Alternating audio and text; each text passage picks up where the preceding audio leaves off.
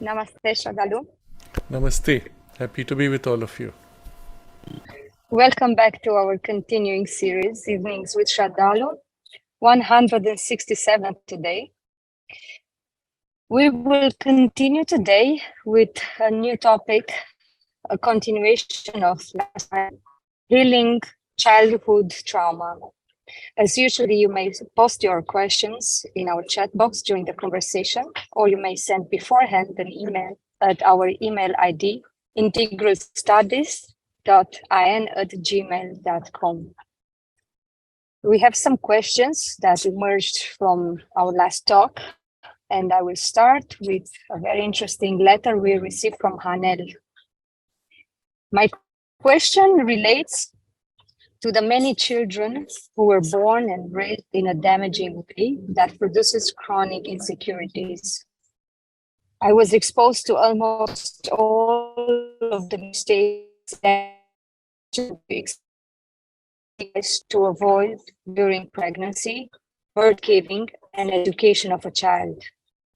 As a 33 years old adult, I'm still struggling with the side effects of childhood traumas and heavy medication at an early age.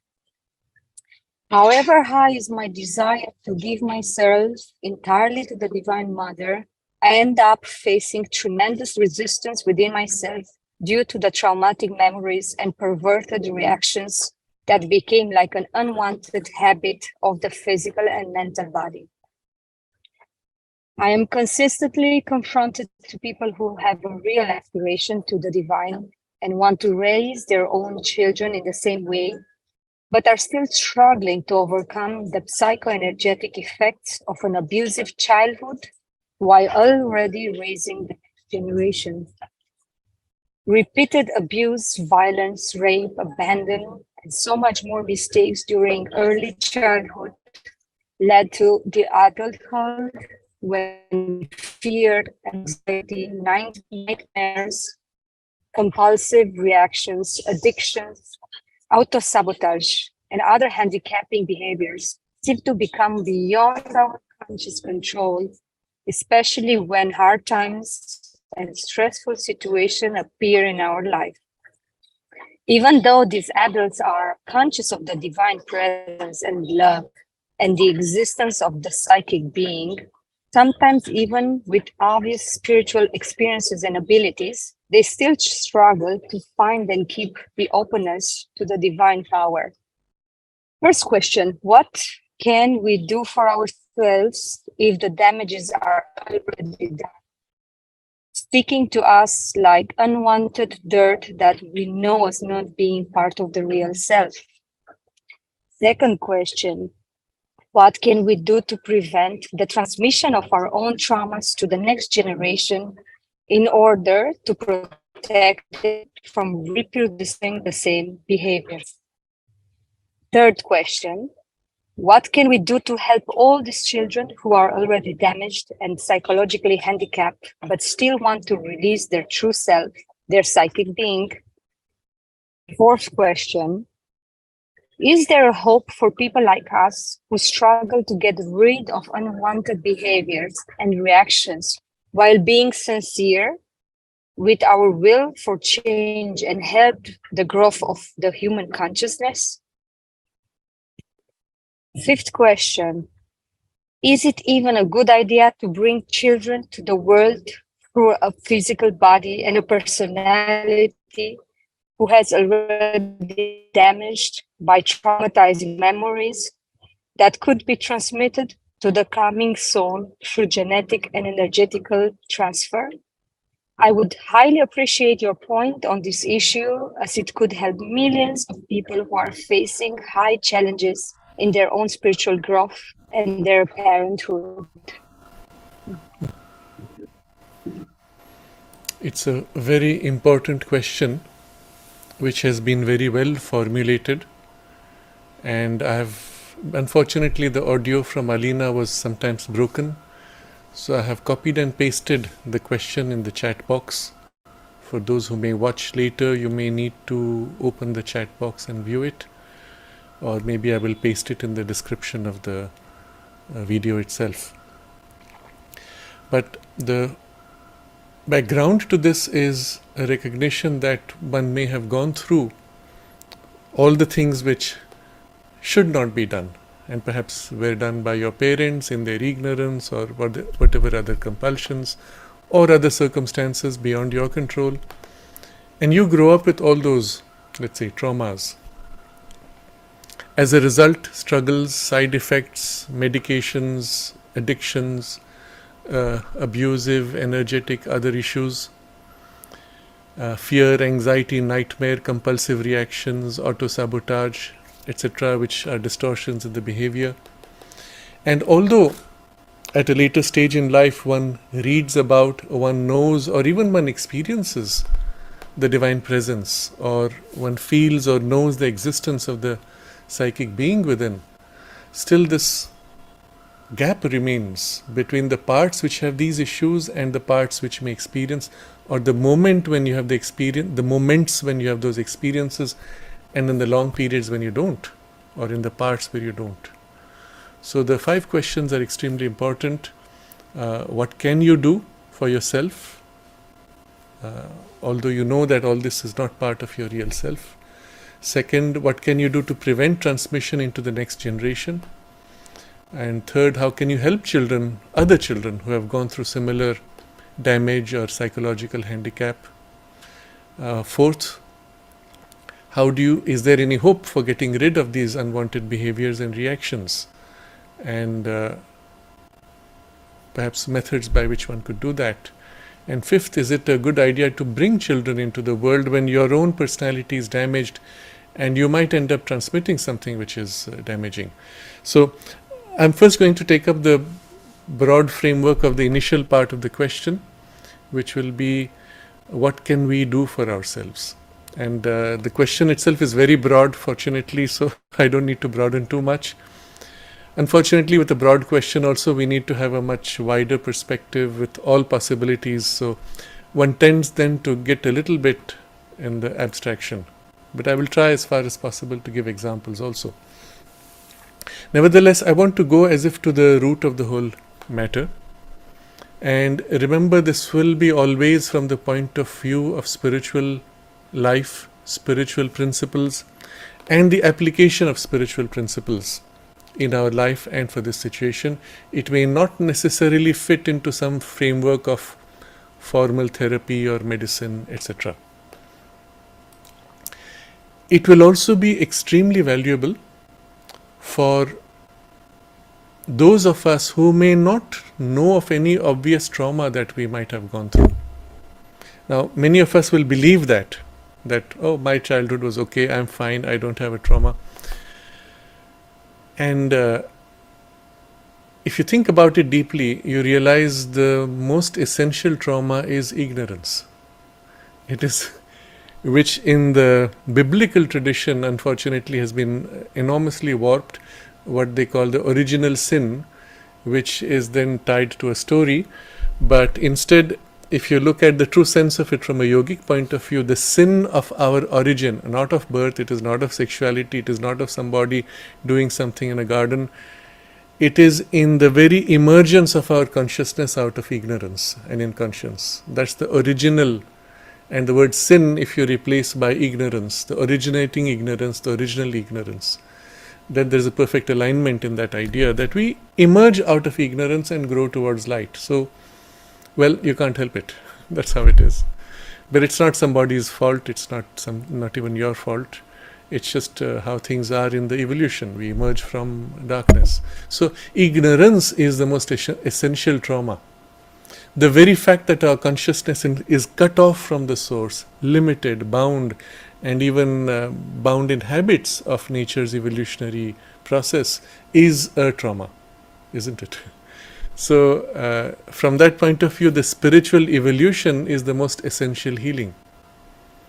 In fact, the emergence into the spiritual consciousness is the healing, is the emergence from that original trauma. So,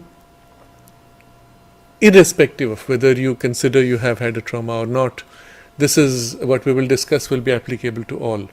And in a sense, we will be following a roadmap that works for everybody and which is really the path and framework of our sadhana. but now applied to very specific kinds of difficulties and circumstances. In the question itself, we see a description of traumas which are quite explicit, although not elaborated. But the traumas are explicit. You know, you look back, yes, this happened, that happened, I was put under such and such duress, these experiences which left. Even today, when I think about it, I have palpitations or fears or reactions or angers, etc. So these I would call explicit traumas. You know it. But there are also what I will call, I'm not a trained therapist, so I don't know the vocabulary used. Maybe the concept exists, maybe it doesn't, I don't know. I would call it silent traumas. We are not even conscious that we underwent something which has fundamentally distorted some of our values, some element, part, tendency in our personality, and we don't even know that it's a trauma. And often the most intense, the most extreme tend to be like that, because we tend to very quickly cover up that thing which happened and normalize it or forget it. And sometimes it can be quite trivial from an adult point of view, but for a child it could still be traumatic. I remember somebody who was in the ashram school and for a certain reason had to leave. And when he left, some of his collection had to be left behind, and he had made some newspaper cuttings and pasted them in a book, and when it was left behind, eventually it was discarded. And when I met him some 15 or 20 years later, he was still asking about that. Do you know what happened to that? And it was traumatic for him, that loss. Somehow it represented an effort or something precious to him lost, and it's as if for years he continued to struggle with that sense of loss. Now, from an adult point of view, it may seem so trivial. From within the child's experience, though, the thing can be very different. You may feel something precious which to an adult may mean nothing, and for you it may be so precious that the sudden removal of it creates immense insecurities. And so it may be a trauma which you may even have forgotten, but it has left an imprint. And later you find in adult life, you have difficulty letting go of things, even trivial things, although you know they don't value anything. But that habit or that fear or that trauma of having lost something precious is now warping your behavior in ways that you're not conscious. Or it can be something very casual and normal to an age. Let's say there is a famine, there is insufficient food, or food has to be distributed in a particular way because there is not enough, and so priority is given to X, one of your siblings, but not to you, and that stays in your mind. I'm somehow less important, I'm somehow I have to be subservient to whatever that relation was, and so on. And these can warp behavior all the way into adulthood, not realizing from where it comes from. Or a very subtle kind of silent trauma, because it's part of a civilizational value or a cultural value or a religious lineage. You may not even realize it. Certain kinds of religious indoctrination, particularly those which involve indoctrination of fear or guilt or sin or punishment by God, all of these can be extremely traumatic. And often the reaction to that trauma might be a complete rejection of the religion or the spirituality or the viewing of spirituality itself from that frame of fear, guilt, sin, punishment, etc. These are all traumas which are deep rooted because they happened early on in life and because they touched something so essential, so deep to your sense of identity or your deeper values or the soul values. Now, this is just to give a background of the sense of traumas that we are considering everything. And in the way we will look at the resolution, we need not always know the cause. It's enough if you know what the pattern today is and you can start correcting. It's not necessary, as in certain kinds of therapy, they require you to go back and study your past or your parents' past and so on. It actually does not matter finally. What matters is what effect it has left on you and what can you do to reverse or liberate from that effect. The actual triggers even don't matter. And there are very rare cases of certain traumas which can even pass on across lives, especially if a life has been cut short by some injury or some unplanned death, unexpected death, or a betrayal of some deep kind. It can leave as if a wound which is on the psychic being's journey and aspiration, and that can carry into the next life in ways that again you may not be able to recognize, you may not be able to remember, and no therapy can extract. Even past life regression may or may not catch. The point is, you don't need to go to the source of it. What matters today is the imprint that remains, and the imprint that remains, particularly across lives, can be so subtle and non-specific that even a recall of that event may or may not matter. So, as we will see, the whole approach here will be somewhat different. We will look at first how these traumas distort the personality, and then what we can do to reverse it. So, we realize that the pattern in which the trauma remains imprinted in you is very specific. The distortion that it creates is very specific to your temperament of nature, even to your soul aspiration and soul type. These are the two things, nature and soul, and their tendencies. So, as an example, we take 3 children are playing, they climb on a tree, somehow the branch breaks, they fall. All 3 fell. Pretty much the same circumstances. But one child comes back from that event with a fear of going into nature, of going towards trees or forests. Another child comes away from that with a fear of heights. A third child comes away from that with a tremendous push of adventure, wanting to dominate and conquer and go trekking, hiking in nature, forest, overcome and conquer what seems out there to be something which might be fearful. Now, the exact same circumstances producing completely 3 different responses is only explained by understanding how your internal, your nature, your soul, aspiration, etc., how they responded to this, or rather how this imprint, which part it hit or warped, or also how the inner being used it to push forward a certain aspect of its agenda. So, the point is, it's not so much what happened. What happened within you, or the imprint it left, is what matters. All 3 could go back to the tree story. You don't need to, because the outcomes are so different, isn't it? So you can see that the actual triggers are not so important. Next, what we observe is, as a result of the trauma, whatever the original trigger might be, what's the nature of the imprint, what form it takes, is typically we could describe as 3. Either it creates an exaggerated form of avoidance, or an exaggerated form of attraction to something else, to the opposite or even the same, or an exaggerated form of insularity. I don't care. So, you're numbing it out, but in an exaggeration. Always, the imprint is an exaggeration, but of these 3 kinds, essentially. Now, you could, within these, build many different variations. For example, you could say that you developed a habit of obsessive compulsive disorder. You keep on wiping or cleaning or repeating certain routines unnecessarily. You have just swept the floor, and then again you need to wipe it, and then again you need to wipe it. It's as if you're trying to remove a stain, but the stain is somewhere within you, and you're objectifying it. But in all these, you will see an exaggerated form of one of these things: avoidance, attraction, or insularity. Or you will find clinging to some representation of safety, which is again an exaggerated clinging.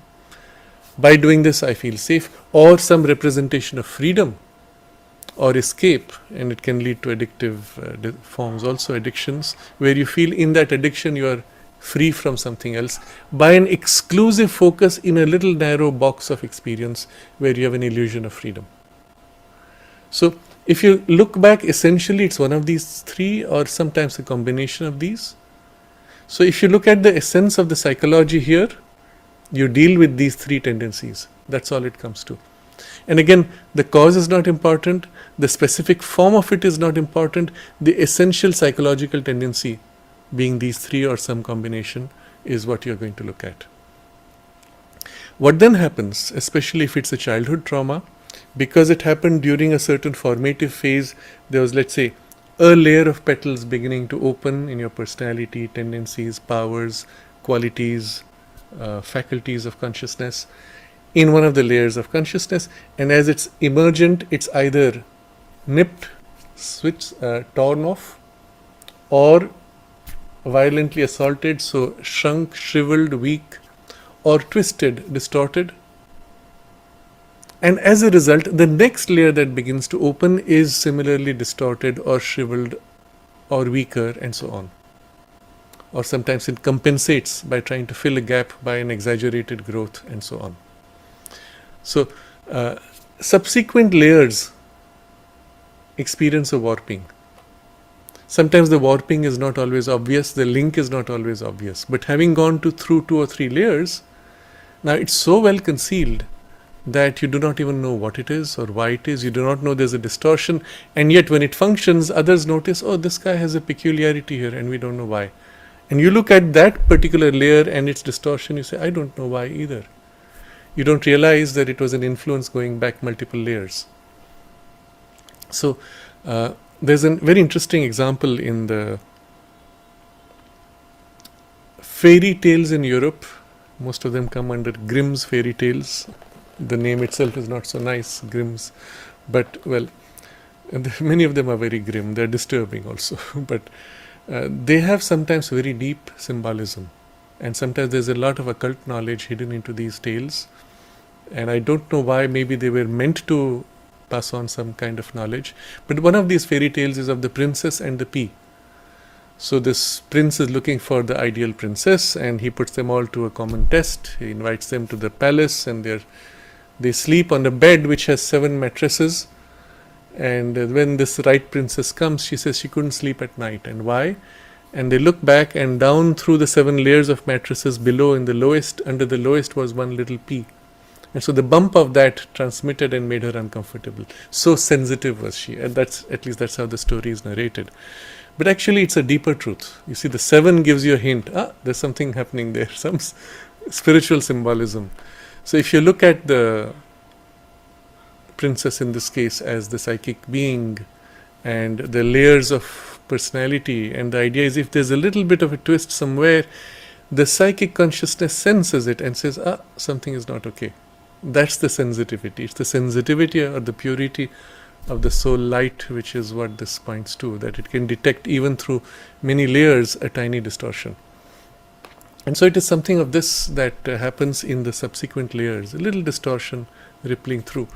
And again, the hint obviously comes with the psychic, which can detect, but not only detect, but also set right. Or what can happen is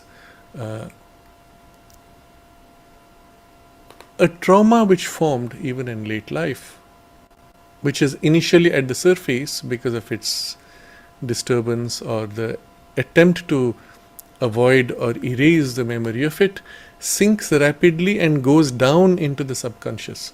And there it stays as a knot, and then through the layers it ripples and distorts. But irrespective how it happened, this is what it is now. You have layers of distortion. The consequence from this, because you have a distortion in your personality, is that you tend to repeat. Sometimes, especially if something has happened to you in childhood, you don't know what it's like. You don't have a good example of how things should have been. So whatever happened to you tends to be replicated, tends to be passed on. If you had a particularly severe childhood where people around you were very harsh, then you feel that, well, that's how you are supposed to be, that's how parents are supposed to be, and one tends to replicate that with one's own children or with others' children, because that's the only model that you know. And you'll see this interesting pattern. Often children who come from broken families tend to replicate similar patterns. So you see the replication of a trauma or an abuse or a warped behavior on others around you or on your own children, and then that tends to perpetuate as a pattern in a family. Common to all these, I'm describing just how the whole thing works, how the trauma works. Common to all these is persistence by habit. Now, whether the habit is within you and within your lifetime, through layers, through the years, through stages of your development, or whether it's even a habit within a lineage of a family, which also can happen. Because in this whole family, you will find a certain tendency of unhappiness. And why? And you'll see there's a pattern there. They're all passing on this kind of either stress or distortion of some kind, or even other unhealthy tendencies of addictions, which also could be transmitted sometimes by just the consciousness and even in the heredity. So still, heredity is habit. It's just in a longer term and by a mechanism which is much more material. As a consequence, eventually from the persistence of a habit is eventually the sense of helplessness. That's how it's always been. It can never change. Loss of hope, loss of interest, loss of effort to try to change or to be free. Because you're convinced it can't be done. Because it's too entrenched. You're seeing it down generations, or you're seeing within you through years. You don't even know what it's like to be different.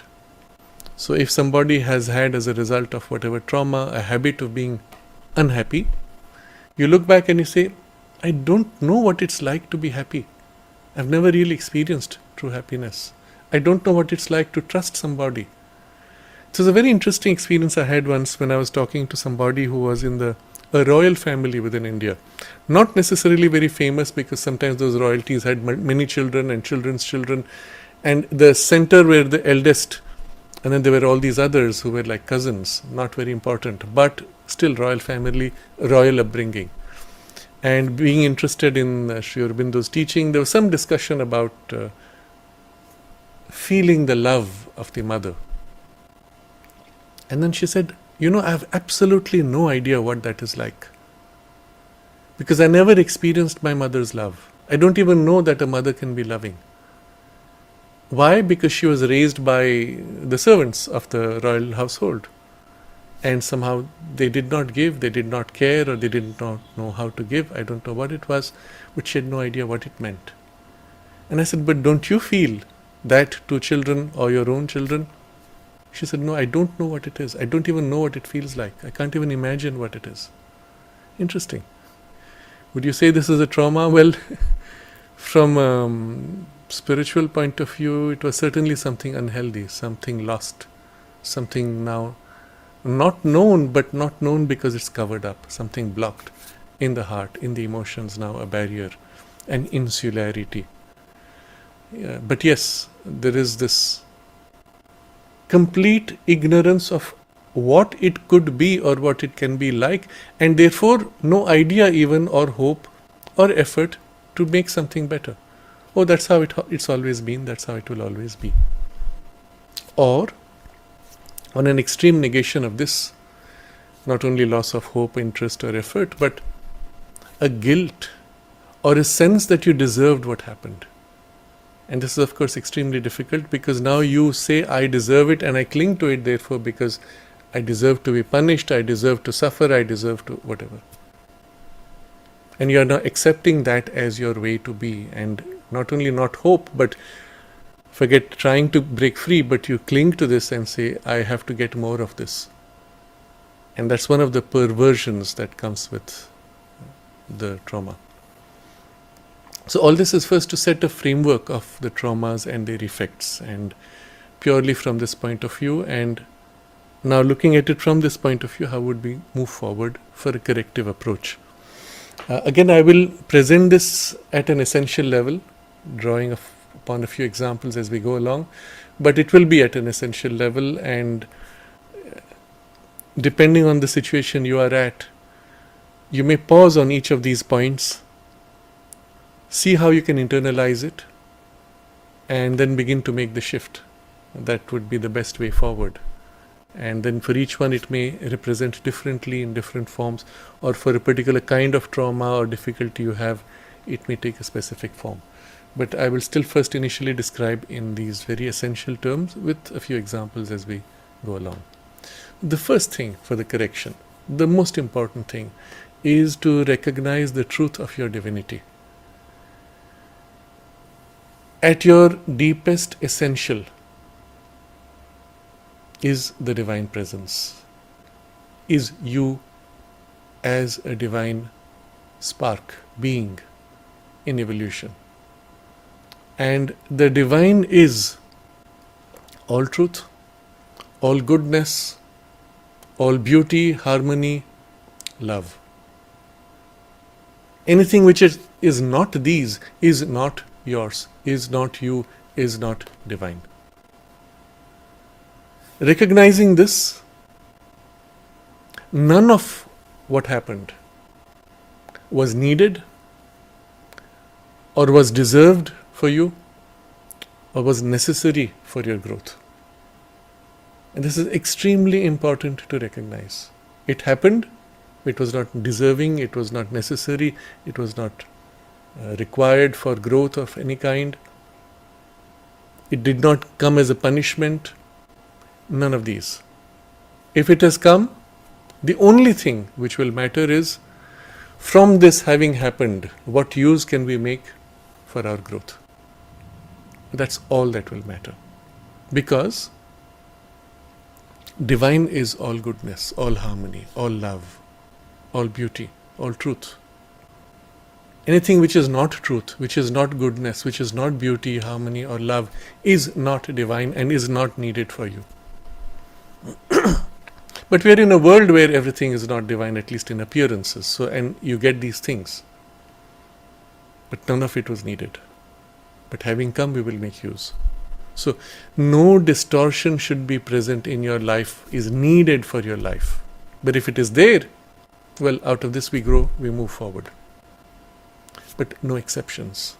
Don't say, yes, everything is divine, but because I have this problem, I am somehow less, I deserved it. No, nothing, no exception. Everything has to be, the divine has to be all truth, all beauty, all love. We are divine in our essence and move towards the divine. And that is the only thing which is true, which is real, which is you. All else is secondary. Being there, we will make use of it. Ideally, we would be happy to have avoided it.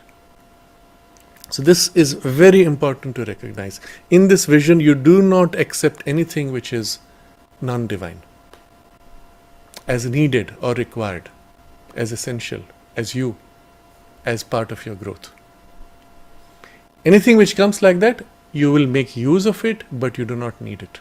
Very important to make this. And for this, you may go through a whole introspective process to clear all this. Separate yourself from this and your journey and your relationship with the divine. None of this comes in between. The second important idea, step before we begin the corrective process, is that you take small steps in this journey every day. Since you're going from this to that, which is all beauty, all love, all truth, all harmony. Every step, every day will be one tiny step, and they are tiny steps. You don't expect to make one giant leap. And if you're happy with one little step, wonderful. That's all you need. You don't need to do more. You do not put a burden on yourself to have to change overnight, to be able to overcome, to be able to become perfect. None of that. It's not possible. It's not reasonable. And it's not your concern. If you're carried in a giant leap, that is because she carried you.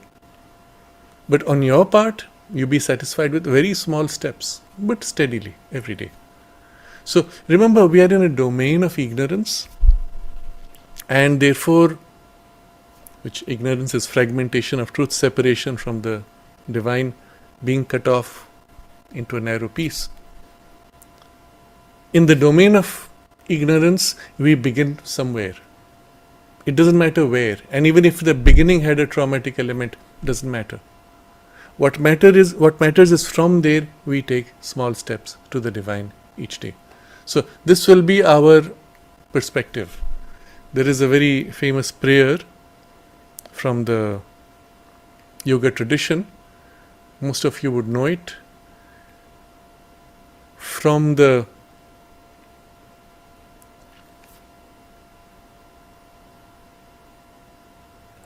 unreal lead me to the real. Asatoma sadgamaya.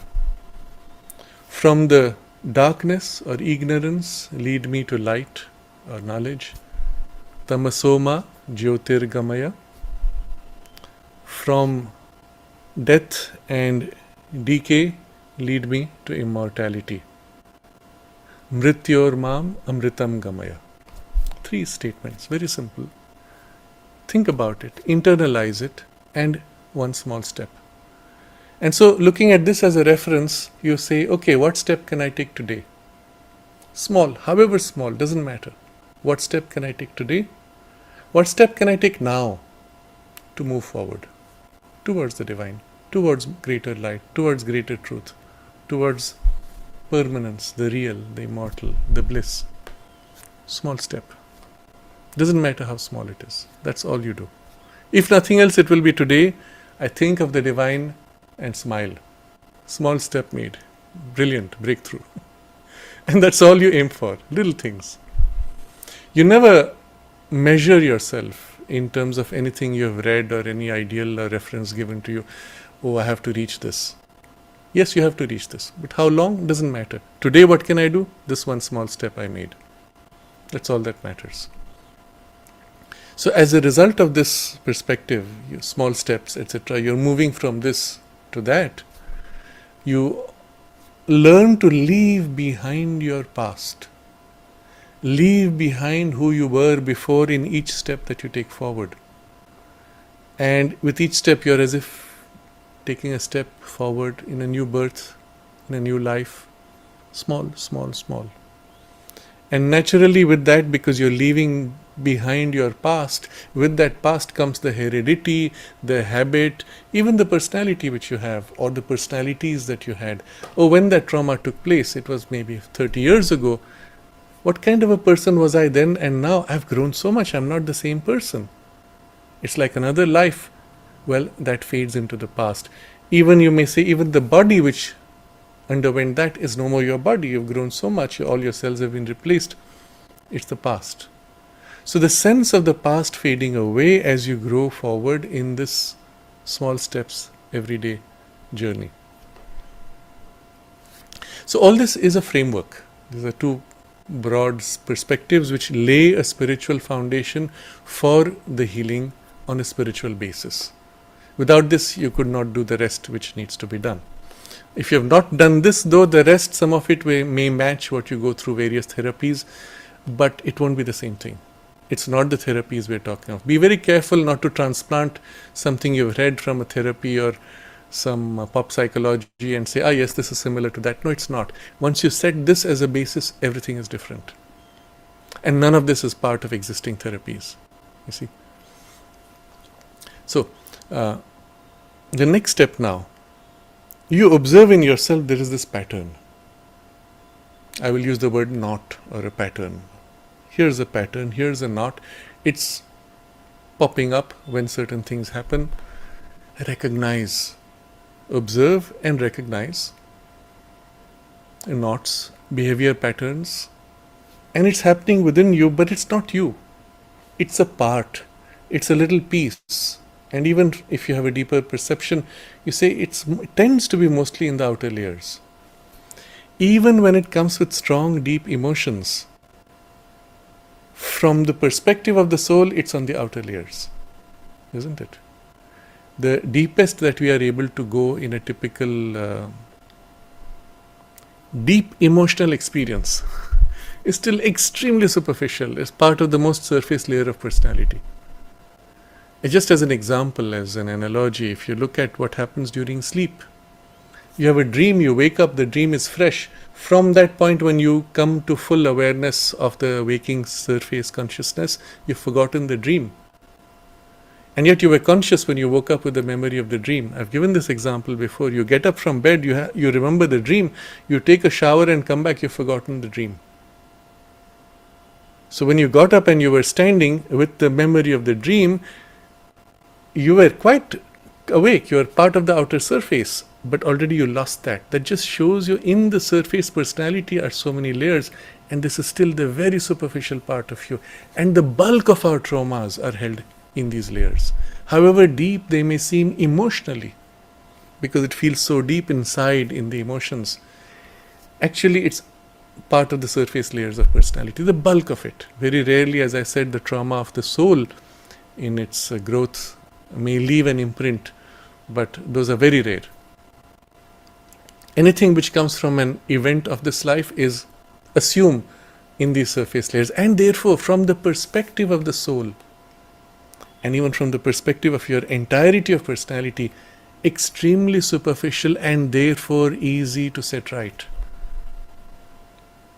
This you must convince yourself of the truth of it. From the soul's point of view, very easy to set right. But right now you're just becoming aware of the knots. So I said recognize these knots, behavior patterns, as little pieces in your layers of your outer nature. It's not even truly part of your inner nature, antahkarana.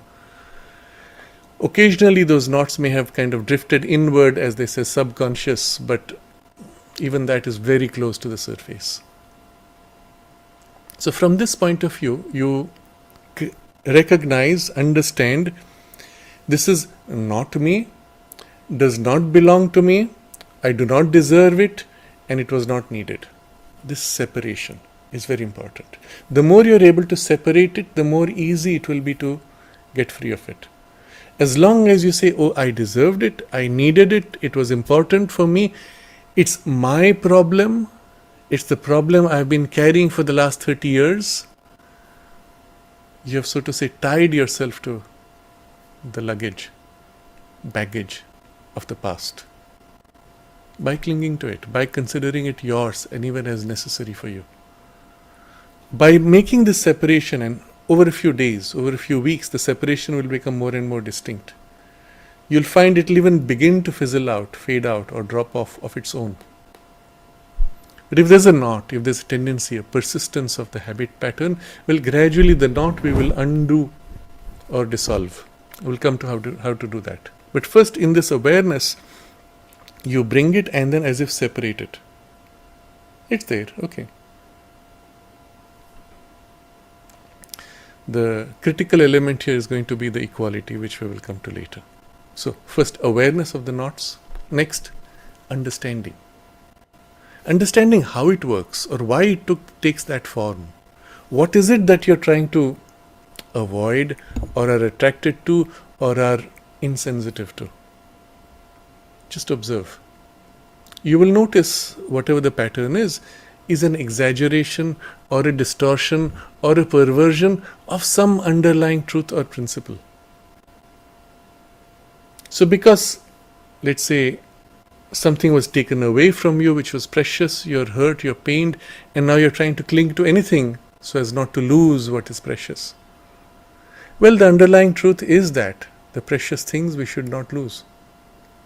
And even if the external form or object is gone, what was essential to the precious, that I will never lose. I will keep. Maybe that's an underlying truth.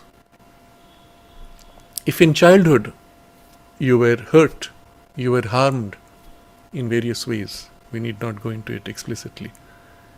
Whatever it was, the underlying principle today or the reaction today is fear, rejection, or some kind of a block. And the underlying truth is that, yes, I should be able to defend myself, protect myself from any such unreasonable harm. That's the underlying principle or truth, to be able to defend, to be able to protect. And I recognize that, yes. But now the way I am doing it, the way I am putting out this barrier is exaggerated and distorted, or even perverted, reversed. So in some cases it happens because you have convinced yourself that you deserved to be abused. You actually seek out abusive relationships, not realizing that's what you're doing. And you say, no, I don't deserve this. It's a perversion. It's actually an inversion of a truth. Now, what is the truth? Well, I need to be able to choose. I need to be able to protect. I deserve something better. I deserve the truth, the divine, because I am that. Well, that's the relationship. You come back to that. And so, understanding what is it a distortion or an exaggeration or a perversion of as an underlying principle. You see all the distorted forms, you will need to restore to their right place, right form, right function. Again, the specifics are not so important. You will undo this warping, distortion, that's all. So having become aware of those knots, you now enter into a kind of an understanding of it. And that makes it easier now to be able to get free, as we will come to. But first, before we move forward, if there can be a right understanding of things, there can also be a wrong understanding of things, which is often the case if there has been some major trauma and your very ability to perceive rightly has been warped. Then often what we do is in trying to understand, we give ourselves a wrong understanding, which then creates more complications. It worsens the distortion because you now try to impose or correct by further warping, a further layer of error. So for example, I've often heard this from people when they will say, often the sign will be like this, the question will be, how can I become more tolerant? How can I become more patient? How can I become more loving? How can I become more understanding, compassionate? Just like that, out of the blue, it's like some kind of a abstract idea. And you could, of course, get into the abstraction of it. But normally when I sense that there's something like this, I say, okay, but where is it coming from? What's the specific thing that you feel you're not loving enough or compassionate or patient or whatever enough? And then it comes out, and I just give this as an example because it's so common.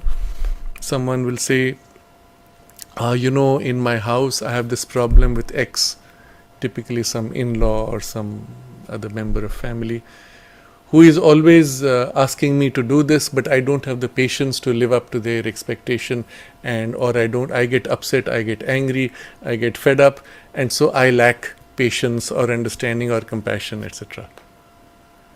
But when you look at the actual situation, somebody is actually abusing you, misusing you, pushing you to the limit just to harass. And you have kind of inverted the values and blamed yourself by saying, I am not patient enough, I should try to be more patient.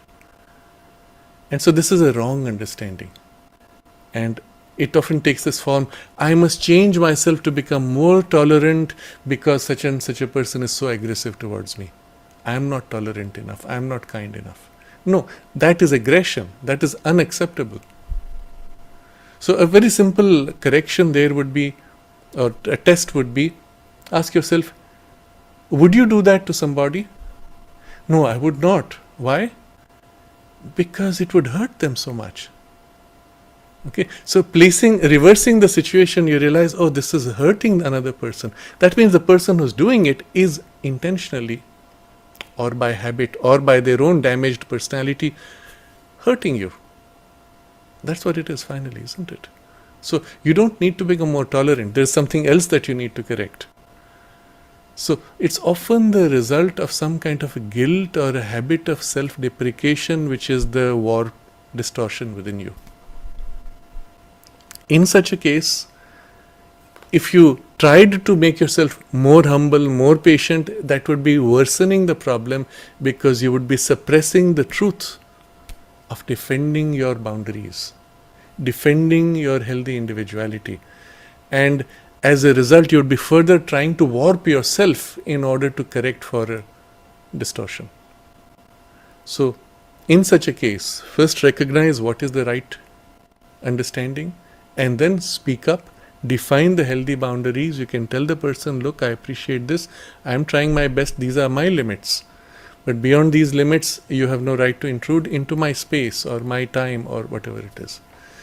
What you say, what it is, depends on the circumstances. I'm just giving an example, defining the boundaries through communication, whatever form it may take. Or another variation of this where you have a wrong understanding is a reverse of this example, where you blame somebody for a problem when it's not even their fault. So, I am a helpless victim, so and so is victimizing me. You've convinced yourself that the cause of your problem is somebody else, their behavior, their routine, whatever. And you say, I'm a victim. And perhaps if you observe carefully, the person may not even know that they're causing you hurt, or they may not actually be causing you hurt. It's your own imagination that's misreading it as a cause of hurt. So often it happens, especially when you're extremely sensitive, hypersensitive to nuances. You say, oh, so-and-so frowned at me. Oh my God, what did I do? Now I'm so unhappy. This was a common thing with the mother. When people would write to Sri Aurobindo, today mother frowned at me, today she didn't smile at me, today she was very serious. Have I done some wrong? I'm feeling very guilty, etc. But it's a misreading. But it can extend quite a complex way. You can actually end up convincing yourself that all your problems are caused by X. And again, a very simple test, you reverse it. If you were doing that same thing, would it cause a problem to others? And I mean here by same thing means exactly in the external form. The person is cooking food every day and there's a smell that comes and you say, I'm so miserable because of that, for example. And if this person was removed, if somehow this went away, I would be the most happy person. Well, if you're cooking food, smell spreads and it hits somebody who's nearby, would you be deliberately intending to cause them harm? No, obviously. But if it's causing harm, then fine, we can talk and sort it out. But don't think that they're doing it deliberately. So there's a lot of this also which happens, and the sense of a victimhood is itself one of the distortions, and that's the distortion you may need to correct. So a wrong understanding may create attempt to set right things which actually cause more harm. So in all these cases, you need to be more objective, you need to speak up, communicate to resolve things. And if you're not sure, take somebody else's view. Ask someone else objectively, do you think this is the problem? Do you think this is what it is? Not just from your point of view, but let them see the full picture. I remember during my school years, as a student, I was one of those super sensitive, hypersensitive, and I actually consider some of my childhood was traumatic with the teachers. Some of them would say things which would hurt immensely, and they may say the same thing to somebody else, and I can see it hurts the children, but they take it in their stride, and I would go and brood over it for days together and fear and things like that. And at some point, one of my friends said to me, many times he said that, you're too sensitive, you're taking these things too seriously, they don't care, they're not concerned. I said, no, but it is so and so, and she did this, he did this, whatever. So, having grown up, I look back and I laugh at that. But at that time, in that child's mentality, you're very sensitive. Anything can seem to be trauma, but it's not intended by the other side. So, you need to take an objective view and not end up into a sort of a victim mode or role. Now, getting into right understanding, not wrong understanding, is part of the step. We now distinguish the cause from the effect. So, observe this happened which has caused in me or provoked in me this kind of response. That trauma, that abuse, that harsh word, that injury led to this pattern today. Observe the two and separate them. The cause is over, it's gone into the past. If you are thinking about it and brooding on it, you are recreating it, you are re-triggering it. The cause is alive to you in the present because you brought it into the present. You have to be able to separate the rhythm of your, let's say, reaction, trauma reaction or not. Yes, that's in the present. But the cause is gone. It's not present anymore, except in your mind and in your choosing to bring it back. You can say, yes, but it pops up. Yes, but when it pops up, what can you do about it?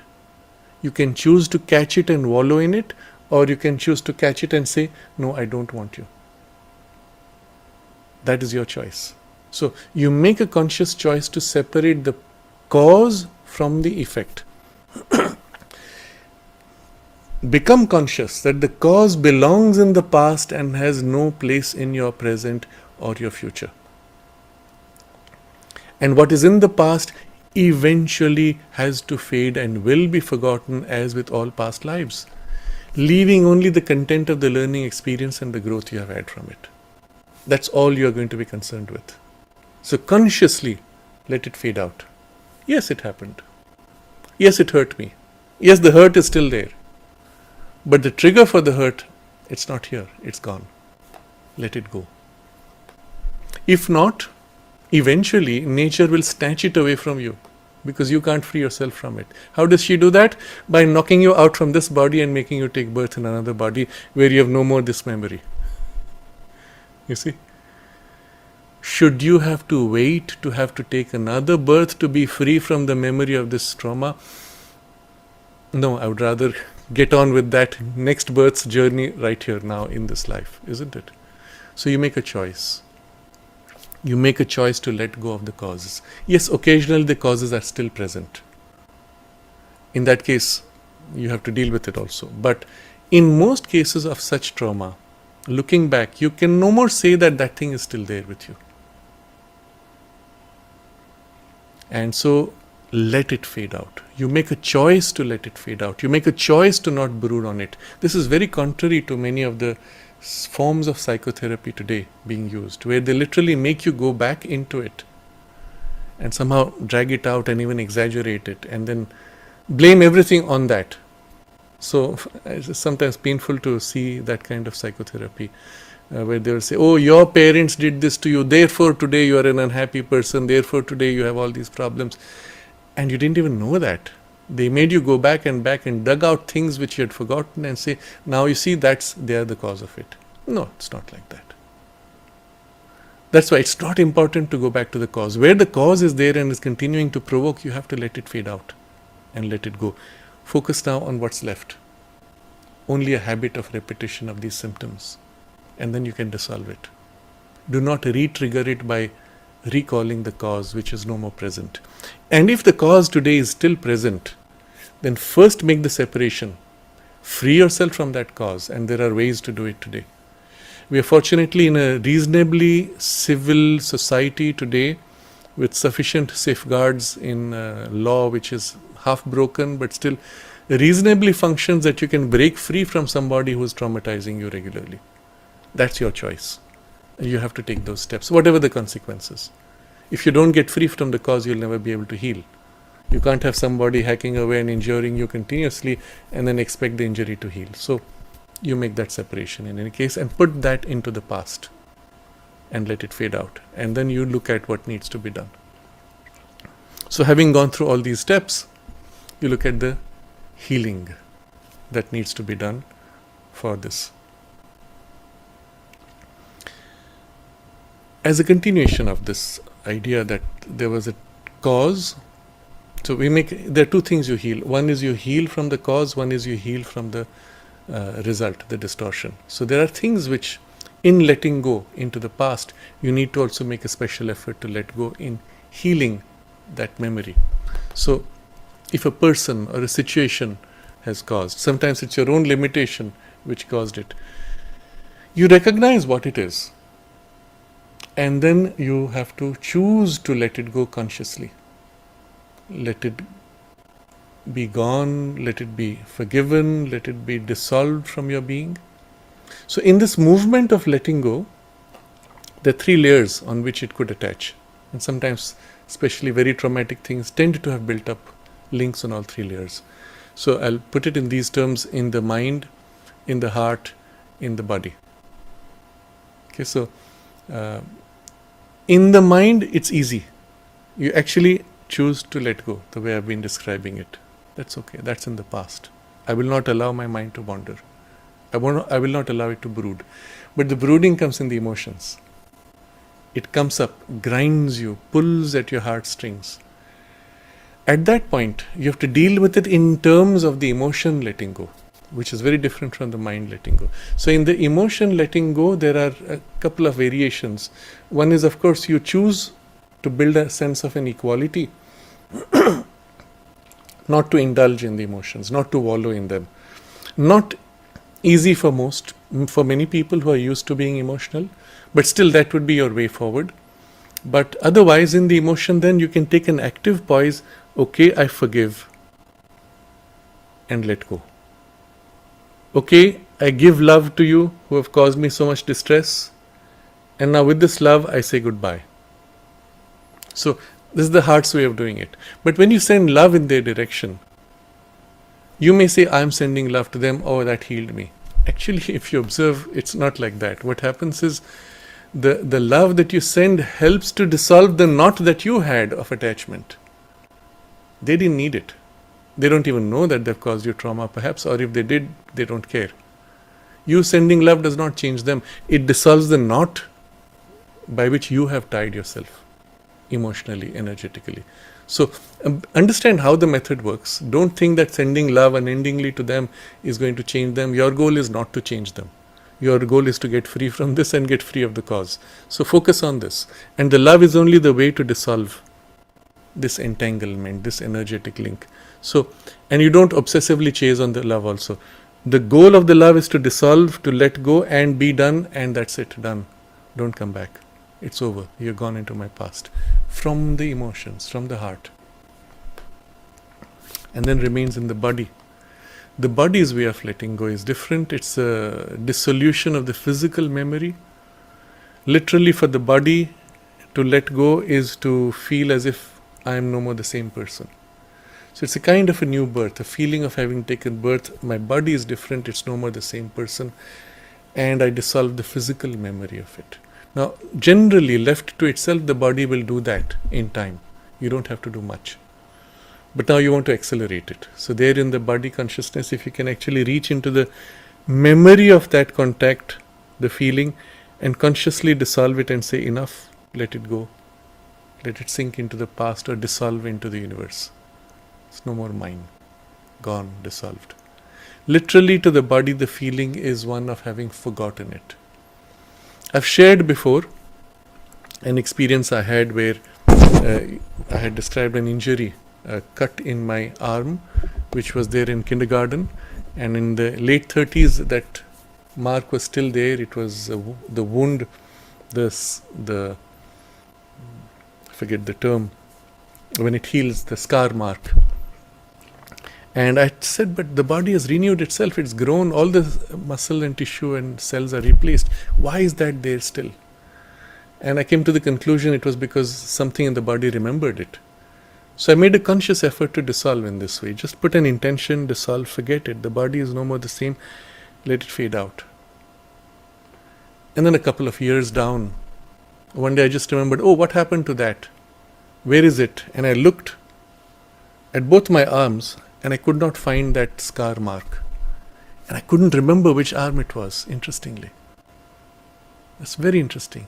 The body had forgotten, and so it couldn't recall which arm it was. And that's when the scar vanished. Because the new tissue replaced, that's it. Otherwise, it was the memory of the trauma. As the new cells were growing, they were forming around the memory of the trauma, creating the scar tissue. That's what happens to us when we say, trauma of my childhood is still with me. Well, your personality is kind of rebuilding itself around this knot. And if you don't dissolve that knot, well, it's going to keep persisting in this way. So in the physical consciousness, this dissolution has to be done in the physical memory of it. If you have done the first two steps of letting go in the mind, letting go in the heart, this becomes very easy. Because it's natural for the body to let things go into the past. Because it keeps rebuilding itself automatically. If you have not done it in the first two, then it persists here. And not because of the fault of the body, fault of the mind or emotions. So be conscious about this and work consciously to let go. The cause itself has to be let go.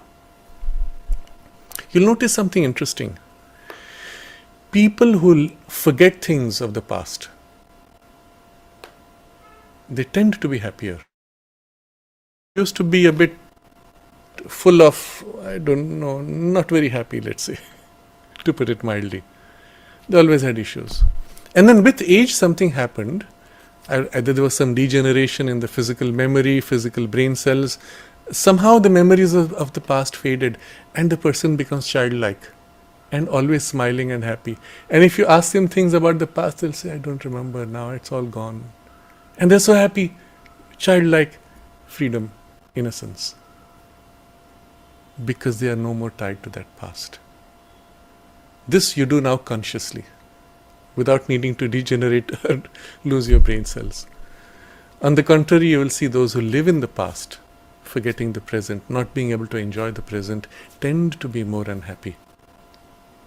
Unless, of course, the thing they're remembering from the past is one of those soul-nourishing experiences, but that's rare. Mostly, if you're brooding on the past, you just become this very cantankerous, unhappy, miserable person, and you make others miserable around you. So this I call healing of the cause, the letting go of the cause. Now what's left though, when the past is gone, the trigger is gone, is this distortion habit pattern. You observe it's a habit. How do you change a habit? Well, you break the habit first, isn't it? So I'll use several words. You break the habit, you withhold the instinct for the habit to form, you untwist the distortion in the habit and try to form a new rhythm, reshape the habit, you replace it by some other habit which is more positive, more healthy, more regenerative. You dissolve or remove the pattern of habit. Now, there are all slight variations on what is done in getting free of that habit pattern, but essentially you recognize it's a habit, a tendency to repeat that you're dealing with. Here, your effort will be important, essential in the beginning, but the result will not depend on your effort, but you'll still need to make the effort. The result will depend on something else intervening, as we will see shortly, but your effort is needed for that intervention to be effective. This is important to recognize. So it's like you're saying, you're going to start digging a hole to dig a well, to get to the water. But you don't have to be very strong to do it. If you dig the hole just enough that now, let's say, the rainwater can flow in and help and complete the digging. You've created a little puddle into which something else can flow and work. That's good enough. So, but still your effort was needed to create that little puddle into which something could flow and work. And this is what I want to highlight. You should make that effort. Do not fear, do not expect you to be capable of great efforts. You need only a small effort. So remember, you're changing a habit now. In order to break a habit, you must first withhold, block, prevent its natural recurrence. What do you do there? Let's say now each time that memory comes, I get angry, or I experience fear, I experience distress, my pulse rate goes up, I become reactive, whatever. So now that thing comes, the memory comes or the trigger comes, and I know this is going to happen. Instead of indulging, I restrain the impulse, hold back. I feel the fear, but I'm going to hold back and not allow it to express itself, not allow it to take familiar forms. Restrain and hold. And then where this tension is there, again it's the surface part of your personality, you observe what is behind it. Behind it is a part which is not experiencing the fear, reaction, distress. A layer which is reasonably, we can say, quiet or equal, unaffected, undisturbed. Become conscious of this layer. That's your starting point for a deeper equality. This may still be tensed. It may still be struggling. You don't identify with it. Do you identify with the thing behind which is undisturbed? Cling to this now. Now this practice initially may take a little while. May take you a few weeks, a few months, or maybe a few days. You'll be surprised. Once you start doing, you'll be surprised how easily it happens. Having experienced it reasonably, maybe you can't hold it. Stabilizing it may take a few weeks. But the first experience you can have within a day, without exaggeration. It's just everything in our education or in the therapeutic world is largely oriented the opposite direction. So in certain kinds of psychotherapy, they will tell you, oh, you have this anger against X. Some poor fellow who's bothered you when you were a kid, you're still angry about it. The poor fellow has died, gone, taken rebirth again. He's no more in the picture. and you're miserable because you're remembering it. So the therapist will now say, your anger, let it out. How? They give you a room which is full of padded pillows, and you bang at it, scream, shout, etc. I was a little disappointed to see in Bangalore, one of these companies has made a anger room. So you let out your frustration, let out your anger, and de-stress. That's what they say it is. Cinema, they tell you this all the time. They show you this, the person is still, now shout, say it now, I hate that person. Say it louder, I hate that person. And you make louder and louder until you exhaust yourself. And then you say, how do you feel? Ah, yes, now I feel relieved. What do I feel relieved from? From exhaustion. But what did you just do? You made that behavior pattern stronger. Now when you recover some energy and the trigger comes, you will shout, scream, get upset, louder and more intense. It's the very opposite of what should be done. And Sri Aurobindo comments on this, the mother comments on this. It's completely wrong psychology. And yet that's your official medical therapy, sadly.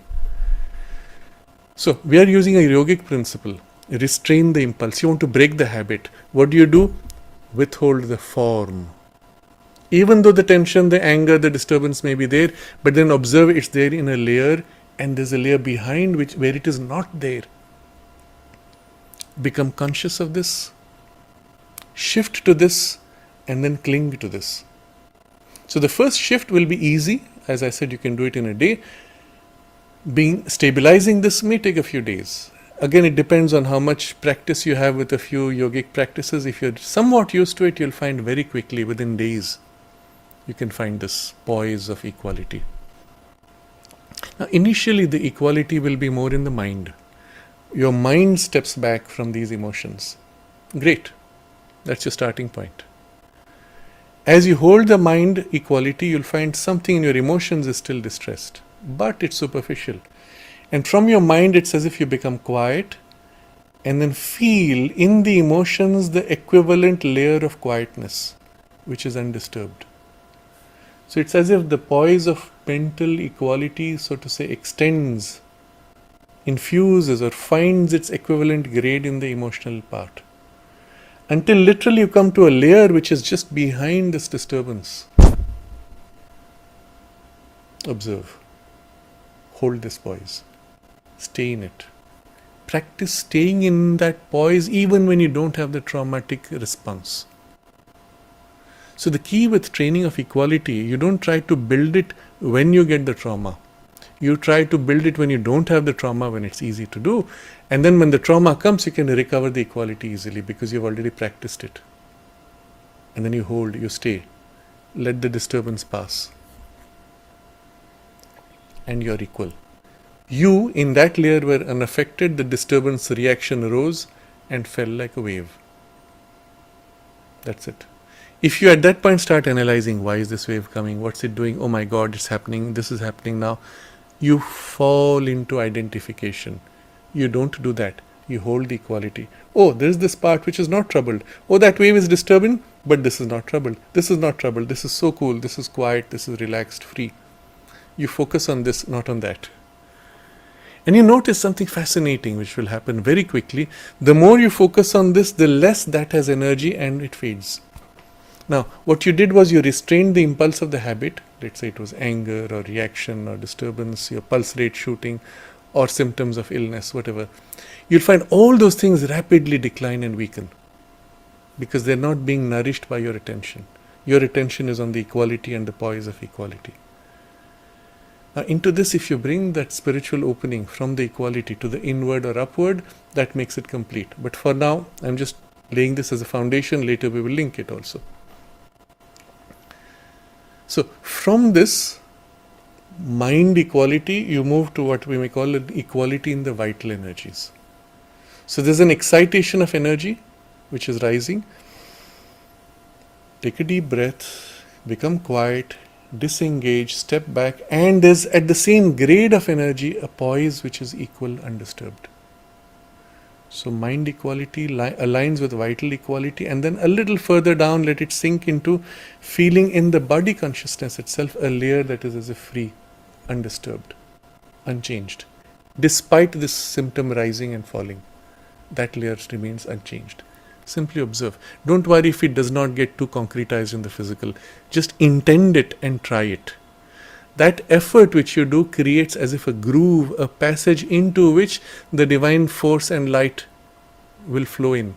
Like I said, your job is not to dig the well all the way down to the water. It's to start making the hole into which then something else will come and complete the work. But this effort you make at least to find that poise of the equality in the physical.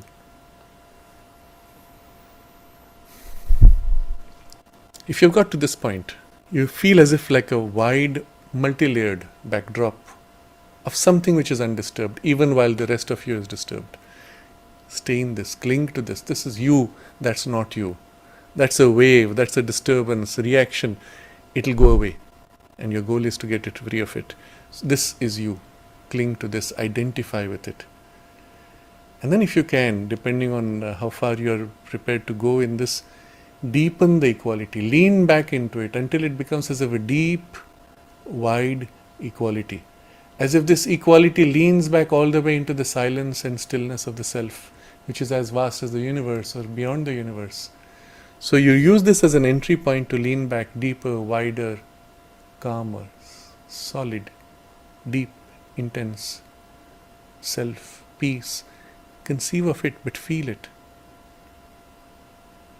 So, however much you can do this or not, it doesn't matter, but this will be a great help if you can take it deeper. But from this poise of equality, that wave rising, falling, you reject as not me and not mine. What is me? What is mine? This. So now you spend a few days, a few weeks, doesn't matter how long, till this becomes stable enough.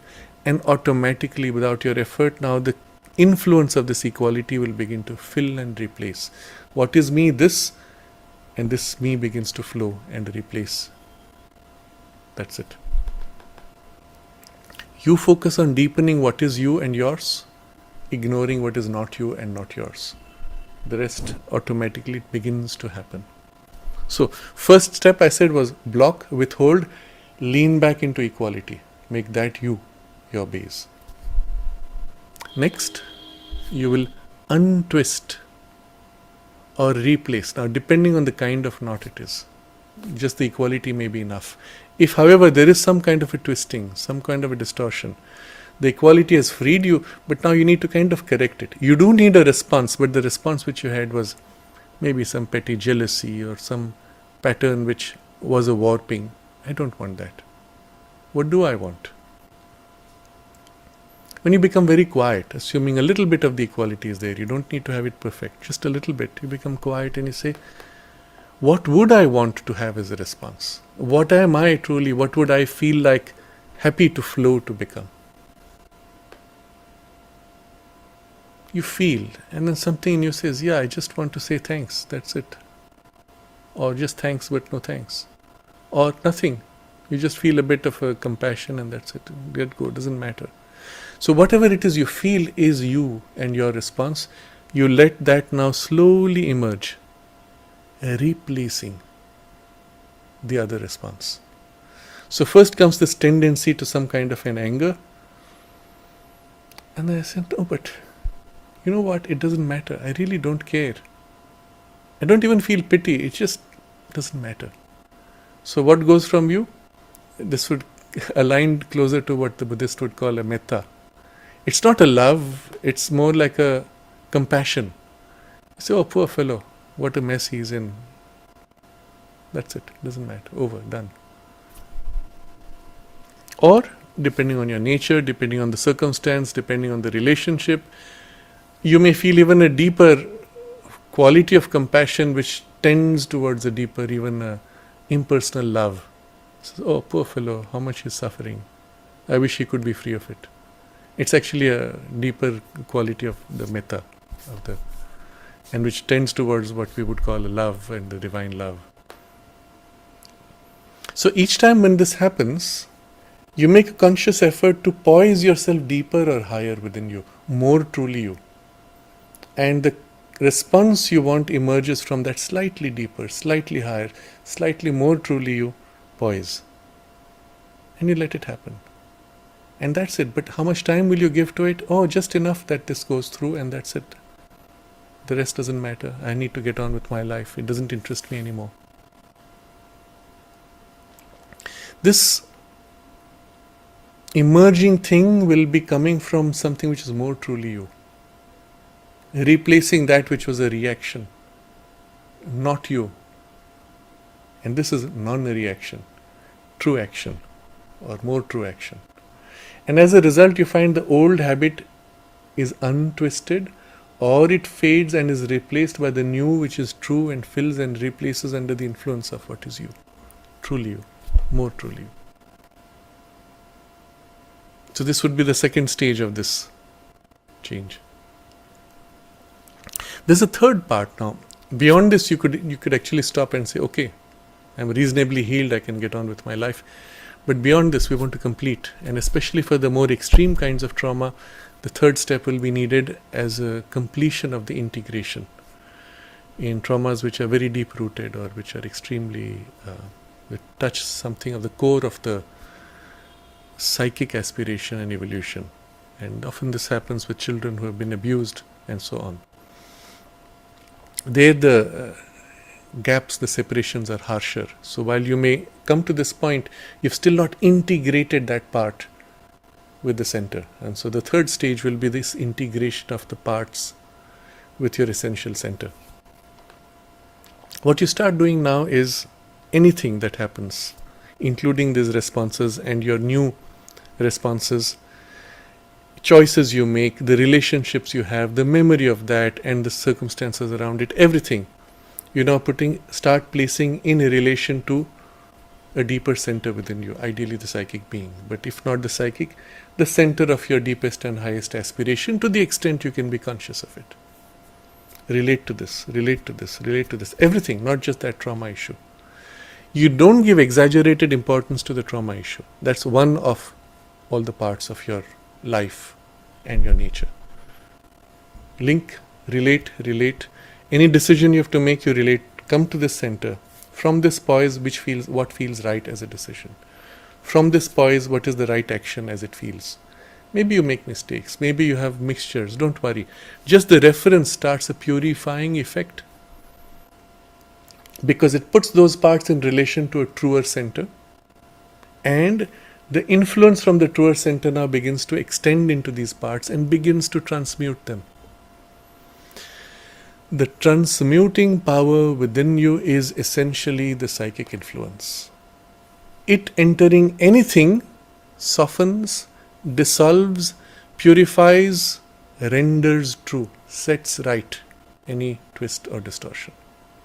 Reveals what is mixed, what is distorted, and sets right.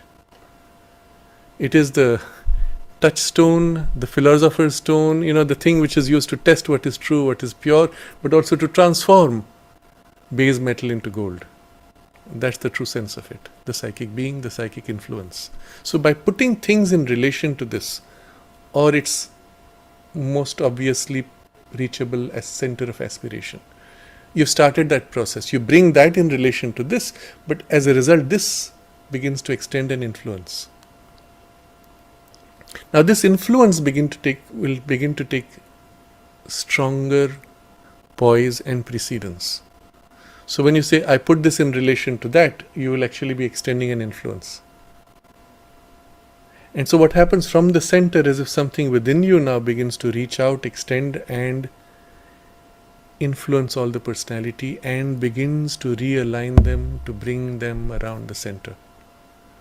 What earlier was a conflict, this is my job responsibility, this is my family responsibility. And they conflict. If you do one, you lose the other. You bring both in alignment to this center and the right relation is found. And interestingly, the right relation is not a static relation. It changes sometimes day to day. Today the work demands more attention. Today the family demands more attention. But in this influence, you will find they are no more contradictory, they are no more pulling you apart. They are actually two facets of a single relation with the world. or single movement of self-expression, and you will not feel them anymore conflicting. And then you know that both these tendencies have been aligned, or these roles have been aligned to the psychic influence. It's very interesting to observe how that happens. And so as this influence comes, literally it puts things into harmony, aligns them naturally, and what was opposing, what was conflicting, what was tight knot begins to melt under its influence. And I will use the word love, the psychic love. And it's not an emotional love. It's this very quiet, still, deep, dissolving, purifying, divine influence. Perhaps from the deepest point of view, this would be the true sense of the Buddhist concept of metta, and therefore you avoid the word love because it's not an emotional love. But not everyone knows it in that way. Mostly it is a kind of a more superficial, a moralistic compassion that people identify that with. But this would be the deeper sense of it. So there is this influence which grows, fills, aligns, heals. And once this starts, you'll find very quickly the memory of the trauma, the disturbance and the pattern that comes from the trauma and reactions all begin to fizzle out rapidly. And sometimes even when the thing comes, you align more with the presence within, and that thing fades out or becomes almost irrelevant. If you have come to this point already where you feel this as a living influence now, one of the things which can happen quite easily at that point is you concentrate on this presence and center yourself in it more and more. Until there's a point where centering in it, you forget everything else and you're immersed and you forget yourself. This point is extremely important. You want true healing. As long as you are you and separate, something remains. When you are not, and there is only that, you forget yourself, lose yourself in immersion with what is true and real, there's nothing left of the injury, of the separation, of the distortion. Because there's no you. Lose yourself. And then when you emerge from it, you're as if emerging newborn. I'm no more the same person. And you let that flow and fill the rest of your personality. If you bring it to this point, there is nothing which will remain from the past. All will be healed entirely with no scar. Literally. Psychologically, the scars are easier to wipe. Even biologically, the scars go away under this influence. Because nothing remains of the old. The psychic is ever fresh, ever new, ever growing, always the divine. And therefore what influence emerges from it and all that merges in it and loses itself in it is new formed, newborn. This essentially is going to be your secret, to be free of all traumas, all past distortions. But observe this point of self-forgetfulness. Learn then to consciously enter into it. Maybe for a few minutes, for a few seconds, once a day, once in a few days, doesn't matter. But when you do it, what comes out after that, it's no more the same person. It's a newborn you. On the other side is the cultivating of the complementary side, which is cultivate all that grows and nourishes the psychic influence in your life and in your nature. So activities which contradict it, you begin to lose interest. Activities which nourish it, you begin to increase. And so bit by bit, gradually, everything begins to reform, rearrange, reprioritize. What matters? Everything that nourishes the true you. And allows this influence now to grow, to flow, to fill, and to express itself more and more in everything in life. Bit by bit, doesn't matter. But the priorities shift. And with that, again, there'll be an enormous healing influence in all of your life, in all of your nature. In all of your relationships, you'll find a different quality coming up. And sometimes it can happen very objectively. It's as if when you are in this state of alignment, as you wander around, somebody who you may have considered your enemy or somebody you hate passes by in front, and spontaneously from within you will be this smile, as if you're meeting a friend for the first time. And you will be surprised because a part will say, "Ah, yeah, but I'm supposed to frown at this fellow, but it doesn't feel like worth it. I'm just so happy as I am." It just fades out. And surprisingly, they may also smile spontaneously. And then if they have the habit, they'll say, "Ah, yeah, but I'm supposed to frown," and the smile will shift to a frown. But the first response would have been one of the joyous, free smile, because that's the truth, which your true truth, not truth as a superficial relative truth, but the soul truth touched and evoked the truth. See, this word truth, unfortunately, is very mixed in the subjective age now. Everybody says my truth, your truth, in a very superficial way. We're talking of something much deeper. And that evokes the deepest truth in the other, however momentarily. So observe this and then cultivate more and more your life around this. So this is the integration of the parts around the essential center, which I will call as let's say, the third step of healing the distortions within you. And to this I add one more, fourth step, which is really at the end of it, the underlying principle behind it, which is calling for the help. So far I have not spoken of that so much. Somehow it is implicit in the very approach we are taking, but still now we make it explicit. The reason I've kept it for last is because all this initial is, so to say, building a base into which that can be effective. People make the mistake sometimes on saying, or rather taking the form of this calling for help as a first step, but without this requisite base, and the effect is not so much. So for example, you say, all right, I have this trauma, I have this pain, I am miserable, I call for help, I call for help, I call for help, more, nothing is happening, and so many years I prayed and prayed and prayed, nothing is happening. You see where it's going wrong. It's just a further exaggeration of that whole emotional cycle of wallowing in the thing. And that's why it's so important to have laid that first base, which I have described as the building of the equality by blocking, withholding the trauma reaction, building a deep base of equality, and then consciously replacing the wrong movements with the right movement that comes from a deeper, truer layer within you, and then the integrating around this true center. Having done this, when you call for help, who's calling? A more true center. Again, it need not be your psychic being, but just a poise which is closer to it or which represents it more closely. That's enough. But the one who calls is true. And it's not calling and doing nothing here. And there's no receptive base, so no effect. Even when the help comes, it struggles against your resistance. But because you've gone through the first three steps, the receptive base is set, the alignment is there. And now you turn to call, and immediately there's a response and an effect in the response.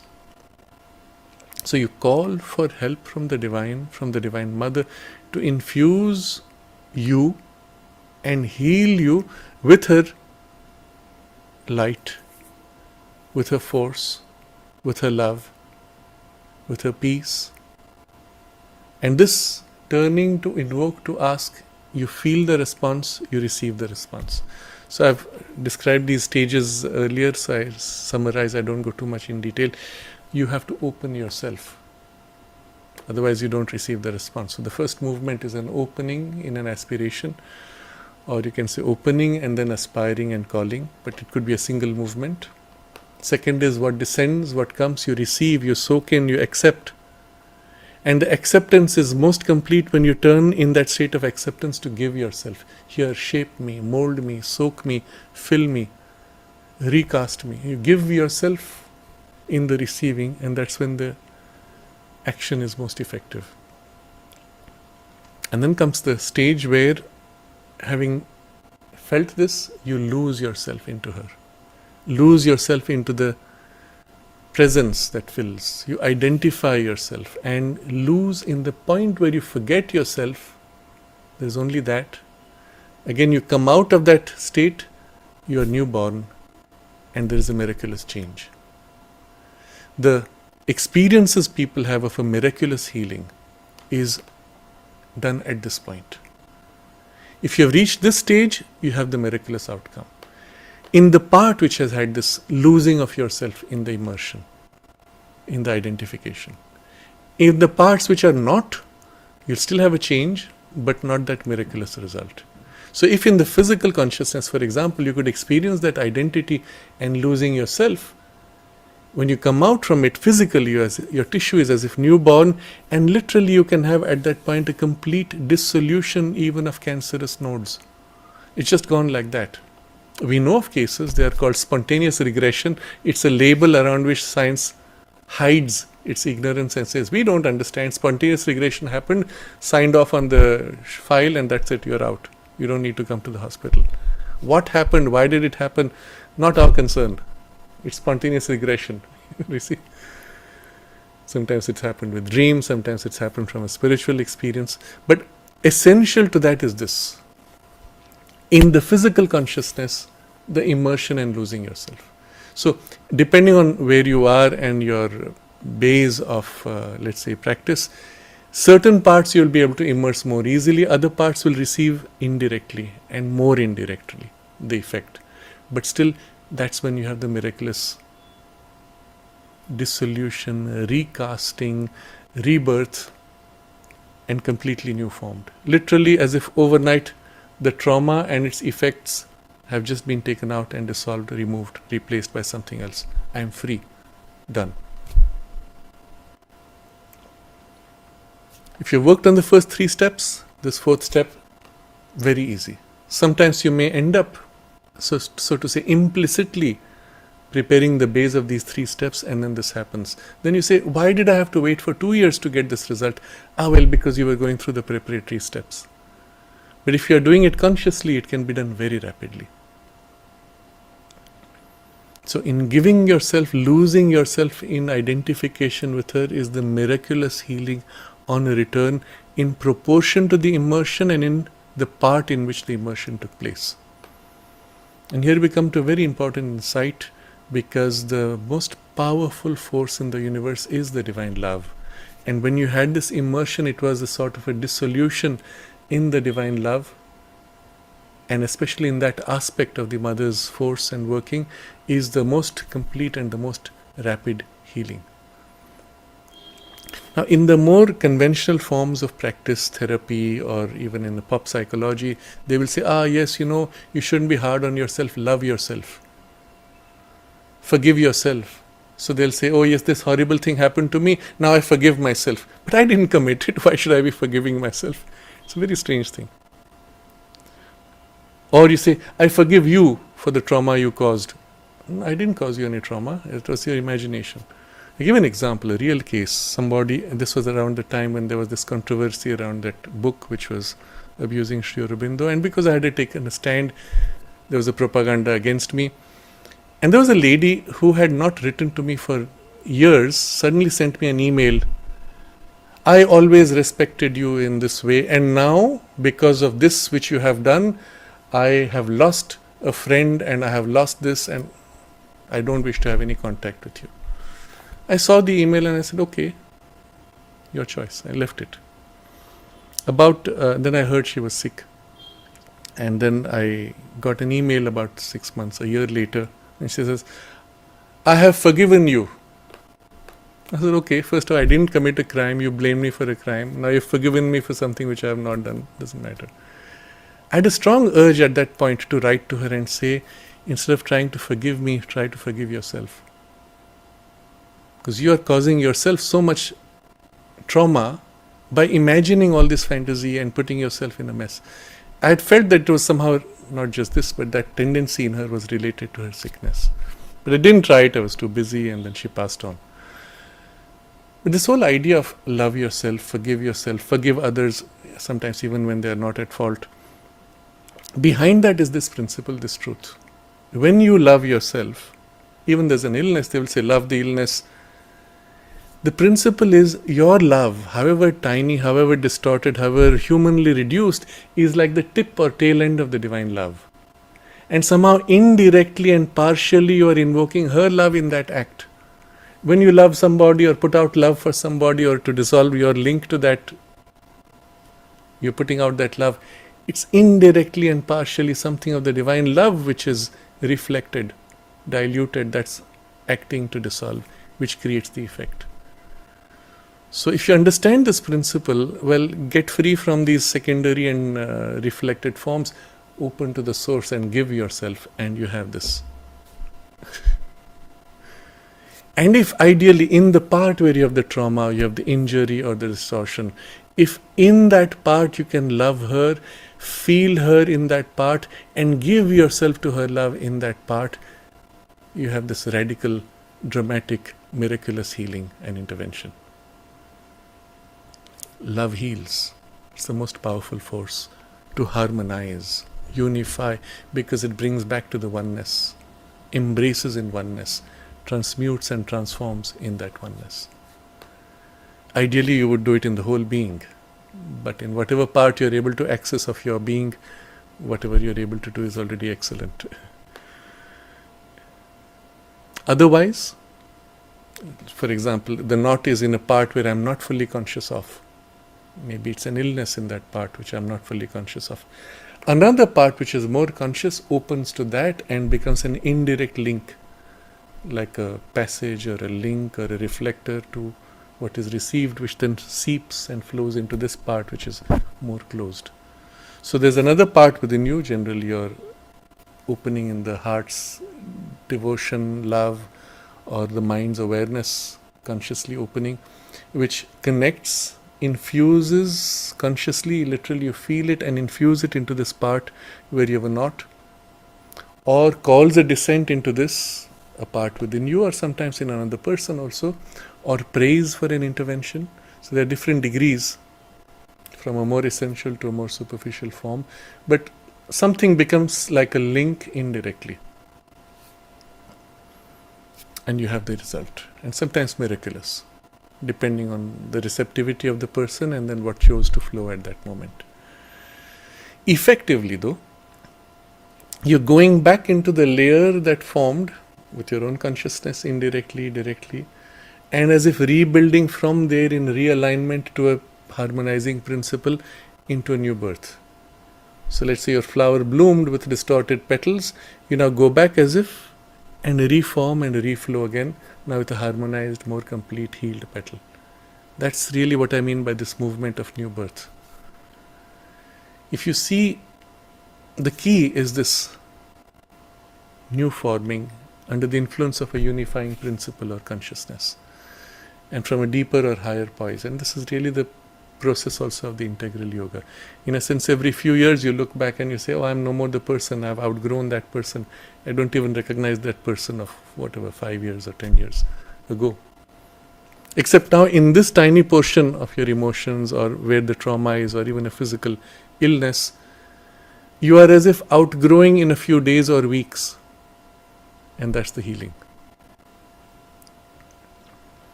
So I would like to point to a few more things, but we have almost taken more time than we should have, but I think I want to close the theme sufficiently with completion on this. All this we have described is really internal and in relation to the divine and the soul. What about external aids from outside you? And to what extent do you need them or can you use them? So I want to touch upon these external aids in a quick summary. First, what can be of great help, especially in the initial stages before you found a sufficiently stable base within you around which this whole process can become now more rapid and effective, is what I will call satsang, company of good people. And I'm going to extend the term in an unusual way, because normally we apply this term only for spiritual company, but in a sense this is a spiritual journey even. So you go to a group like Alcoholics Anonymous, it's a kind of a satsang. Here are others who share in your aspiration to get free from this addiction or this trauma or whatever. So you're sharing with like-minded people with a similar aspiration, and you find your aspiration is nourishing to each other. So I would highly recommend, where you have access to such a space, to use that as a support. Because in times when you are down, the group holds you.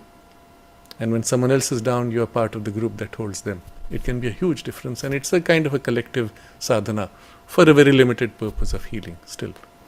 And I would highly recommend for you to take a look at the Alcoholics Anonymous 12 Steps program. So you can see on their website, it's just called their 12 Steps. If you search the keyword, their 12 Steps, and then aa.org is the website, you'll find that text. It's very interesting. It was written by somebody who is obviously a sadhaka, though he came from the religious framework, but still what he was inspired to share is very much yogic, and you'll find many common ideas with what we have been sharing.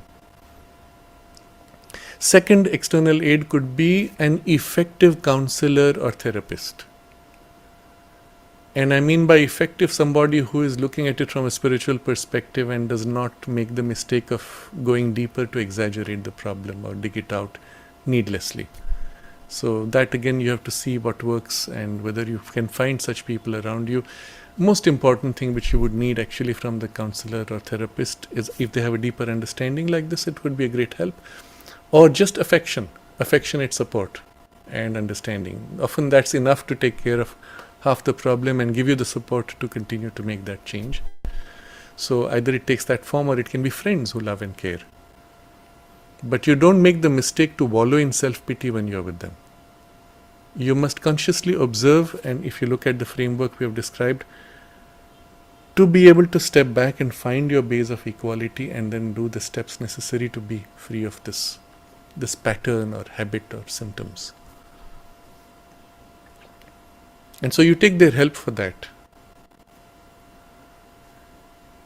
Fourth, so I put counselor and therapist and then friends. There's a third step. Fourth, physical exercise. Now this is very interesting. When you do exercise, there are two things which happen. One is your energies flow and they are regenerated. What would have been a stagnating energy is exhausted and fresh energy comes to replace it. It's interesting. What's happening actually at that level is the energies of stagnation in which you would have wallowed have been thrown out, and a fresh energy comes, you can't wallow in it. But equivalent process happens biologically. Your tissue breaks down and is replaced by fresh tissue that is built. So in a way, in that very process, the imprint of the sanskaras, the old habits and the tendencies which were imprinted in the biology are as if thrown out. And you get a chance to recast on a biological level, a replacement, a new birth with new cells being built up. You catch the principle there. The new cells being built up ideally don't have the old tendencies, and you'll find rapidly as you do this, the tendency, the habit, the force of the past fades out very quickly. If you do it the right way. What would be the wrong way to do? I'm doing my exercise. I am going to get free of my problem. This anger has to go away. And as you're doing your exercise, you're brooding over the thing which you want to get free of.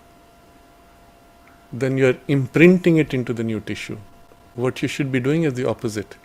You concentrate either on the higher ideal or something beautiful or some creative tendency, something which is not that.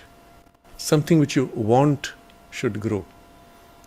So you put yourself in that state of optimism, beauty, harmony, order, love, joy, peacefulness, or immersion in aspiration. But things which you want to build for the future, you have to be aligned to that, and then you do the exercise with that to infuse that quality into your tissue. And you'll be surprised at how rapidly and how effectively this happens.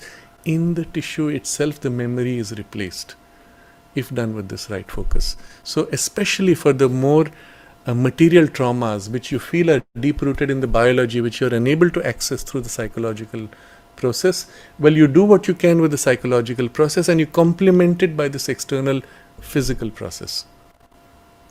And if you have done this well enough, then it immediately acts through the body rapidly to dissolve from there the memory of the event as well as the habit of the reaction. So this would be the fourth.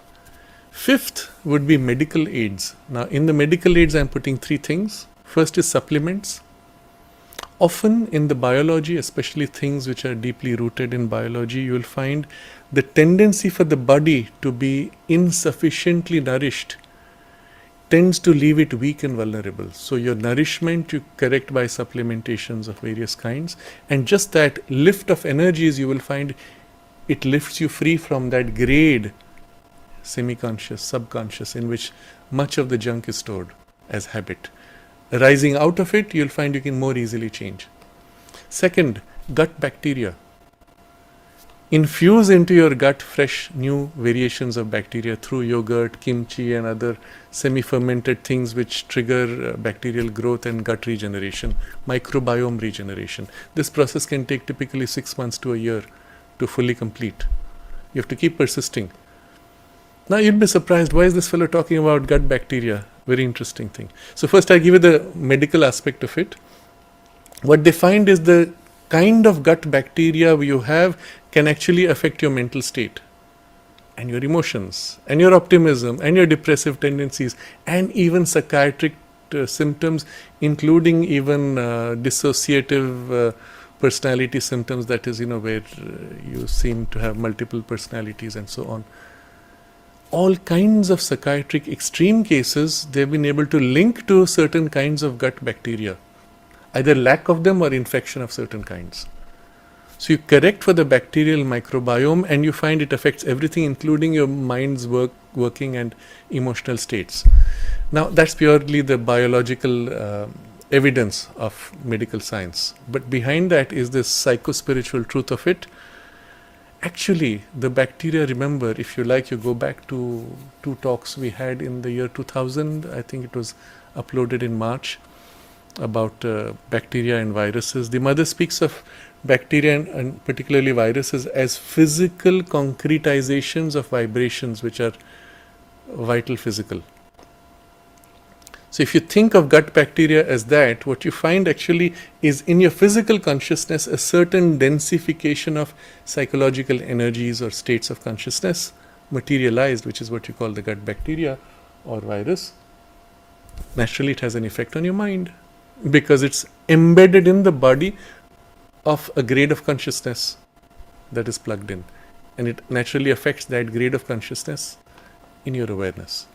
So correction of gut bacteria has that effect, but equally the change in mood tends to create the equivalent grade of bacteria within you. Now where the mood state is rooted in the biology, replacing the gut microbiome tends to make that change also. It's a two-way connection. So just take in healthy food, good supplementation, and regenerate your gut microbiome, and you will find a lot of things begin to change. That's a medical support on a physical level, especially for things which are deep rooted in the biology. And to it I add as third option is what we would call as allopathic medication for psychiatric or other mood disorders and all that, which I do not recommend except as a last resort, or in extreme cases it is the first resort when you need to restrain an impulse. Somebody has got really way off, unable to control himself. Then you give that medication to help restrain the impulses so that now the real process of healing can begin. So these are extreme cases. I hope nobody who's watching this has to resort to that sort of thing, but we understand where these kinds of interventions could be helpful. Having said that, this was the 5th external aid. 6th and 7th I will complete. The 6th is engage in all forms of creative self-expression. What that means, you'll have to find. It could be anything from singing, painting, music, dancing, learning to play some new games. Anything where you end up expressing yourself, ideally choosing a poise which is deeper and higher. Now what happens here, where you have an old habit pattern which is tied to that trauma, etc., you are now bringing in a new pattern from your deeper and higher ranges as a creative expression, which now begins to fill these parts equally, even as it fills other parts, and begins to replace them. So it's a kind of an indirect aid to what you were doing more directly by the psychological process that we have already discussed. You could supplement that with this. So as you do creative activities, you paint. You don't paint the mood that you have. Oh, I have this trauma, I was abused, so I'm going to paint all the dark images that come. No. You paint that which is your hope, that which is your dream, which is the life that you actually deserve, which represents your soul's aspiration. You paint that. So as you do that on a physical level, you are articulating and externalizing the soul qualities through a movement, through an activity, and it embeds into the physical consciousness and forms new habits, new grooves, which replace the old. Very effective. And it can be done in all kinds of self-expression or creative self-expression, including playing games, where you put forward something which is more representative of your nature, of your deeper truth. And finally, recast your whole life. Now I'm going to put this, it sounds a bit radical, literally change everything in your life. You see, the equivalent of going on a holiday, you leave behind your life as it is and go into a new environment, new people, new activity, new learning, and you are as if newborn. You come back and you slip into your old grooves and are bound in this. So in the extreme case, you say, okay, this is where it ends, I'm going to take a new birth.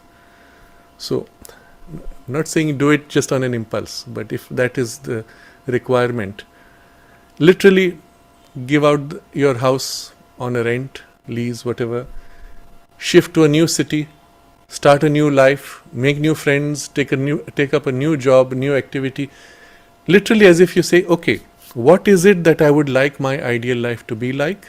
I'll let go of everything I'm doing now and start living that life. So recasting the whole life down to the details, including, okay, the clothes I have, let it all go. Start with fresh, new me. But you see the principle behind. Now you don't need to do it so materially. Like I said, these are external aids.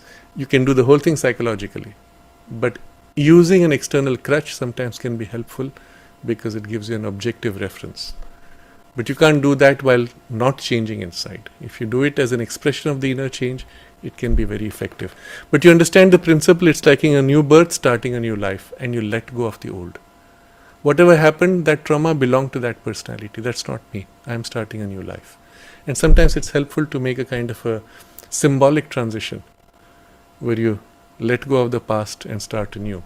So in many traditions, even religious traditions or certain cultures, they will take something that represents your past, burn it or put it in the ocean and say, now that's over, that person is gone, I'm the new person, and so on. Again, those are symbolic. As I said, you catch the principle, it can be effective. So with this I complete the whole framework which I'm sharing here. If you look at the essential principles, and because it's held at such an essential level, you'll find you can apply it to any circumstance, however mild or however extreme.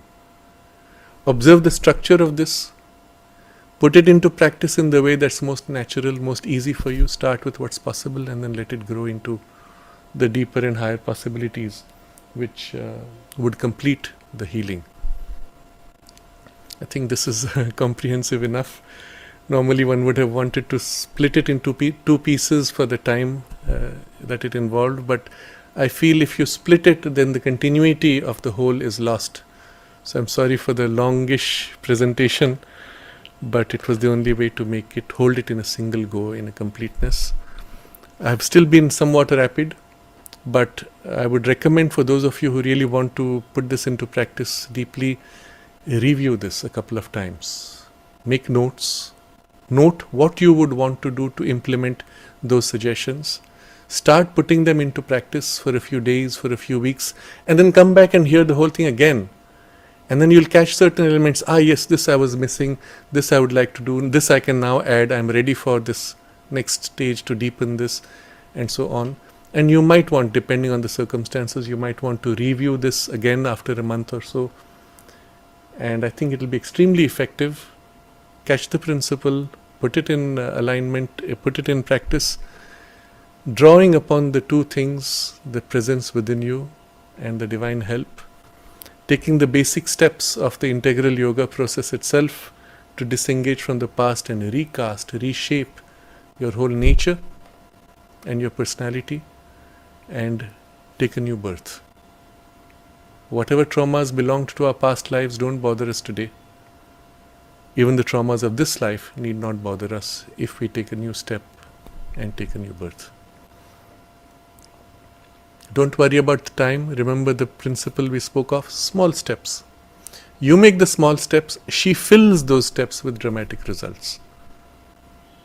And so you're not dependent on your incapacity or your capacity. You're dependent on her capacity, but your little effort to allow her capacity to act through your effort. There are a few more questions which, so to say, continue this and will build on it, but we will take them up after a gap of about 4 weeks, during which I will be traveling. So we will upload some other talks from other discussions which will be interesting, I can assure you, and what will come next perhaps will be subtitled. It will be probably in French with English subtitles, but it will be fascinating. So you'll have 4 weeks of different kind of content, but we will continue this theme after that, and I will look at the questions which are in the chat box also, as well as several which have come in the emails. So we'll put it all together.